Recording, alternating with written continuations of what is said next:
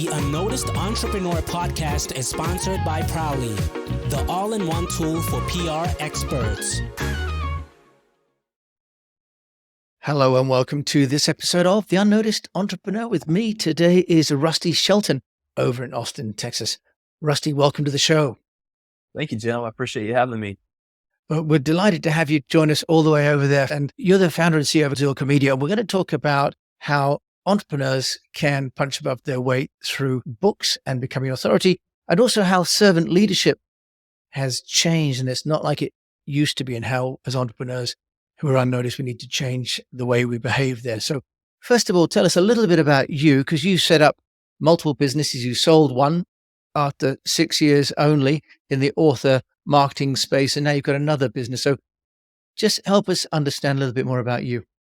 Sure. Well, again, thanks for having me, Jim, and I've really been looking forward to this. So I spent my whole career really in the thought leadership space. Started out back in college as an intern at a book PR firm here in Austin, Texas. Spent the first 7 years of my career at that firm and learned a lot about how to go out and really use books and content as a way to make an impact, to teach, but also to drive authority and visibility for a business. And so after a couple of years of talking myself out of it, launched my first agency in 2010. That agency was called Shelton Interactive. And we were really a book marketing and PR agency. Launched 35 New York Times, Wall Street Journal bestsellers, and some of the biggest business books in the world, including books like The One Thing. And really the emphasis for that book, Jim, was to go out and help books make big impact as they could. And so we were fortunate enough to get acquired in 2016 by Advantage Media Group, Forbes Books, and, still do a lot of work with them, and then launched the current agency, Zilker Media, in 2017, and having a lot of fun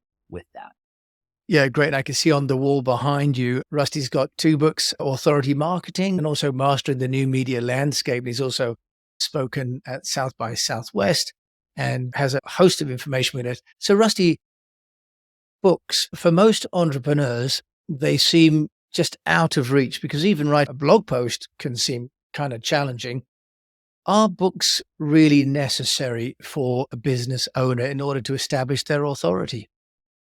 I think that books do more for authority and thought leadership than almost anything else, Jim. And the reason why is because of the significance that we attach to somebody that's written the book on the topic. And, I think the status, like 90% of adults want to write a book at some point in their life. And I would guess many of your viewers and listeners probably fall into that camp. Most people don't ever get over the hump because of the perceived enormity of the project. And so what I would encourage for a lot of entrepreneurs that are watching and listening to this is, how do you eat an elephant, right? It's one bite at a time. It is a process in, 45,000 words for many of you is something that is 4 to 6 months of just consistent micro writing that happens on a daily basis. So Jim, from my perspective, it's something that there's a lot of perceived friction around it. And certainly it takes time. But I think for many entrepreneurs that I see, once some momentum gets built, it's something that can be done.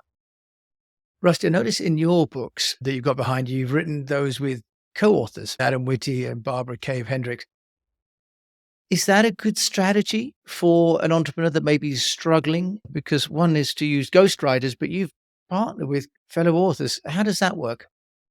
Sure. So for me, it's always worked best to have a co-author, because the idea is to each bring different expertise to give a kind of a full view of the topic area. I wouldn't go out and get a co-author just for help writing. I think there's plenty of ways to just get the writing done. Where I think a co-author makes sense is where it's strategically important for the business, that relationship or that partnership, but also bringing unique perspectives to the table. Okay, that's really useful. And also, to some degree, the problem shared is a problem halved, isn't it? So if you're challenged with writing, if you buddy up in the same way you might if you were trying to do a marathon or some other challenge, it could be a great way to get over the first one. Rusty, I know you've got another book coming up around servant leadership, and you want to just share with us what you think is happening in terms of the levels of trust that people have around companies and leaders now, and how servant leadership plays into that changing landscape? Sure. So the new book is called The Authority Advantage, Building Thought Leadership Focused on Impact, Not Ego. So the last two books have really been marketing focused. And what we felt like was needed with this new book was really more of a leadership book. And really the emphasis here, we're in an environment right now where statistics are telling us trust in institutions and businesses is actually at its lowest level on record since they started doing the poll. And so the reality of that for entrepreneurs and leaders that are watching or listening to this right now is nobody trusts your business or institution the way that they used to. Okay? They just don't. In other words, when I hear from your business or your institution, I am immediately skeptical of the message that I'm getting. And so what I find for a lot of entrepreneurs that really disturbs me and gives me a lot of concern is most entrepreneurs are still leading with the corporate brand in everything they do. I'm getting an email newsletter from their LLC. I'm hearing messaging from the business. And the problem with that is every dime that you spend marketing, generating messaging around the business where you lead with the business, you're getting a fractional return on that. And so my encouragement for entrepreneurs and leaders that are listening to this is, although nobody trusts your business anymore, they're willing to trust you if you're visible to them. And so we often say for entrepreneurs, the best thing you can do is shift the perception of you from operator with something to sell to instead mission-driven thought leader with something to teach. In other words, you need to really lead as somebody that people can learn from versus the brand that is operator of a business and the market perception is commodity, has something to sell. That is really interesting, Rusty. I love the idea that we have to move to be sort of trusted again. With the idea of books, you've said you think there's a market for leadership and this sort of vacuum now of trust. How do you think the entrepreneur could decide what to write about? Because most entrepreneurs are so busy thinking about cash flow, product, in light of what you're saying. How can they decide so that it resonates and doesn't seem just self-serving, but is actually genuinely moving a cause and moving the hearts and minds of potential customers and partners? Well, this is where I think a lot of leaders discount what they have to offer. It's been my experience that high-performing leaders almost without fail have more imposter syndrome than anybody. In other words, for a lot of those high-performing leaders, the thought of being the author of a book, speaking on stage, teaching at more scale, there's some imposter syndrome that I see really hold people back there. And so what I would encourage for a lot of people that are listening and watching this, the stuff that you're doing right now behind the scene, right? The teaching that you're doing in your boardroom with your team, the work that you do with clients directly, that content right now is content you're already delivering. It's just that you're delivering it in an environment where it's one-to-one or one-to-few. And so part of the encouragement here, whether it's with a book or with a blog or with a podcast, is let's take that content that could make a much bigger impact and also help you build your business, help you punch above your weight class in terms of visibility, and let's move it upstream at scale.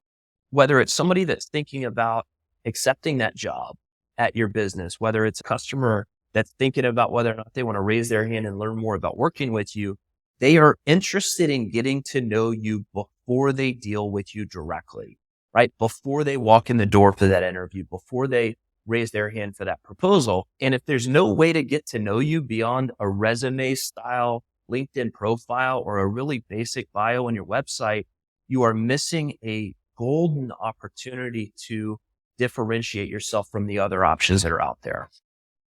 Rusty, I love that idea that you take what you are doing internally and you externalize that for future audiences or potential audiences. What about the idea and the challenge that people have got? One is that information is confidential, that I'm somehow going to give away my company secrets. And the second is, well, my internal PowerPoint to my sales team about what we're going to do next isn't really ready for external consumption. So first of all, how do you deal with the confidentiality question, Rusty Shelton?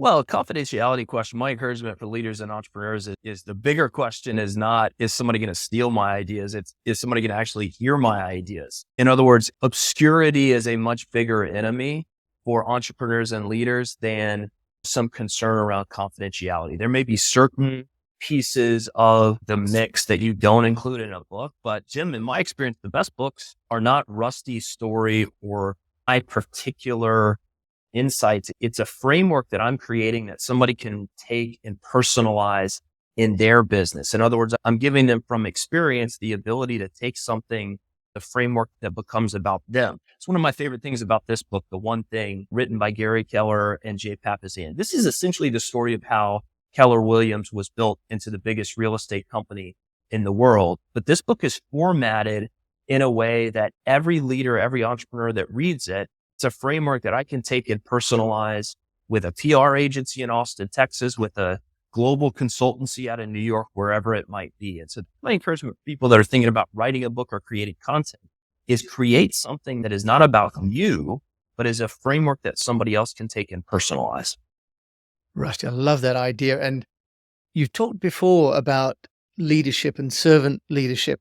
And you've also shared that you think that it's changed because in the past, the CEO, for example, the entrepreneur would be diligently coaching, training, facilitating. And there was this sort of sense that you should put your team first, you put your brand first, and that the entrepreneur, to some degree, certainly in the UK, should almost be sort of shy of attention and let the brand do the talking, let the business do the talking and so on.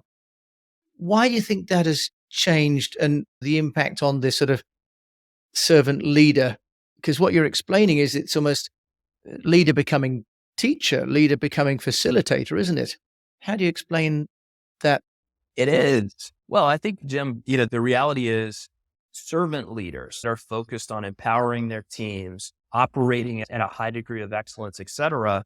The mindset has always been put my head down behind the scenes, over deliver for my team, for my customers, and for my partners. And by the way, I don't want you to change any of that. You got to continue doing all of those things. But if that's all you're doing, you are limiting the impact of the leadership itself, because today, the first place that potential customers, potential talent, potential partners are going to interact with you is not going to be directly. It's not going to be in the boardroom. It's not going to be over the phone.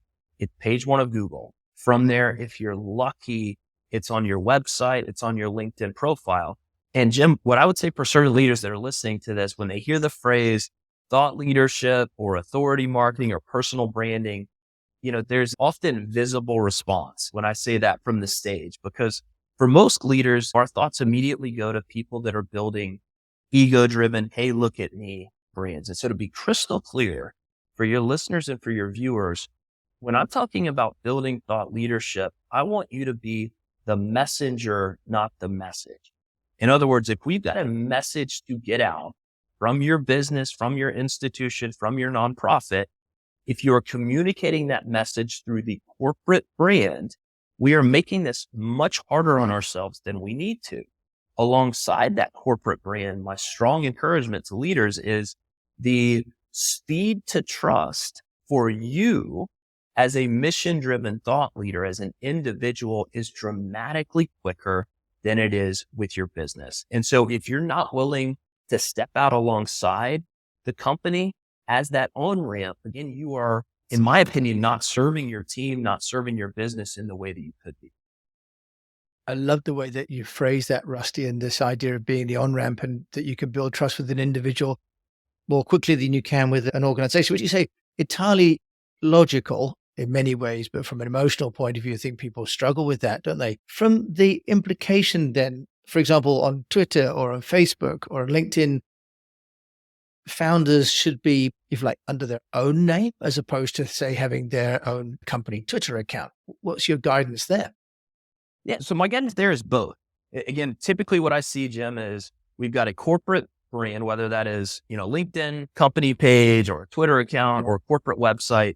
And then we've got the CEO or the entrepreneur that's taking a significant backseat in terms of visibility to that corporate brand. What I'm encouraging is not getting out front of the company or the institution. It's actually out alongside it as an on-ramp back to that institution. Jim, I know you are aware the algorithm, whether it is LinkedIn or other social media channels, is giving a lot more organic reach to individuals than it is to company pages. And so when we talk about visibility, just pure and simple numbers, you're going to get a lot further with your individual brand than you are with the company. But the other thing, and this is tactical for a second, Jim, I want to encourage everybody that's watching this, that's listening to this, to do a bit of an online brand audit for themselves. And so the question I want you to ask yourself, I've been referred to you, I've got your name. I don't have your email address. I don't have your website address.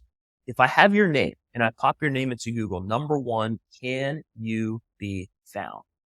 And if the answer to that is no, there's one of two reasons. Either you've just intentionally been a ghost online up to this point. And if so, hopefully Jim and I are getting you over the hump today. The second reason, which is much more common, Jim, is you share a name either with a very famous Olympian or football player, or in your case, lead singer of a very popular band, or you've got a name that's just super common. So my encouragement for entrepreneurs and leaders is make a decision on, do you need to change your name? Do you need to add a middle initial or a middle name? David Meerman Scott, one of my favorite PR and marketing authors, he wrote the foreword to our upcoming book. His name's David Scott. And he recognized really early in his career, that was a name he was never going to own, search for. And so adding that middle name became a really important way for him to, number one, own search, but also be able to convert some of those referrals that he got. I love that idea because my name comes up with a bearded rock star. And I wouldn't mind having such a massive beard and such a great head of hair and having a rock star lifestyle, but that's not happening for me. That's a really good suggestion, Rusty. Rusty, you've been an entrepreneur. I want to just ask you very quickly, what are you doing as an entrepreneur to get noticed? You've shared about the message and not the messenger, and about obscurity being a greater threat to confidentiality. I love those points. As an entrepreneur, what's worked for you? Yeah, what's worked for me is just leaning in on teaching. So teaching for me becomes the motivation to get out and get on stage, to do things like the podcast or write books. In other words, the motivation there is really, I feel like so many entrepreneurs are making it much harder on themselves than they need to by leading with the company. And so if I can go out and kind of grab them by the shoulders and show them a way to do this that's focused on impact, not ego, I feel like I can really help many of them really unlock a lot of opportunity in their business. And so I think leaning in on teaching, and the moment that voice starts to get into my head, Jim, around, I don't want somebody to think I'm doing this for visibility or for ego or personal brand. What I'll always go back to is just, if the focus here is value and teaching, I'm going to lean into that and I'm going to leave people better off as I do that. And so that becomes really, I think, a much more effective motivation for somebody that has some of that self-talk, including me. Rusty Shelton, I can see why you're so successful with your business with Zilker Media over there in Austin, Texas. If people want to find out more about you, where can they go to do that? Sure. So I do a lot of speaking, a lot of workshop work, and you can go to rustyshelton.com and learn a little bit more about that if this would be helpful for your EO or YPO forum or other conference. And then zilkermedia.com is the website for our agency. Forbesbooks.com is another site that I do a lot of work with for people that are wanting to learn a little bit more about getting a book published. And you were able to own rustyshelton.com, which is fantastic. I was in China when I bought my domain name, so I got the .cn but not the .com. So that's Rusty Shelton. Of course, I'll put Rusty's details in the show notes as always.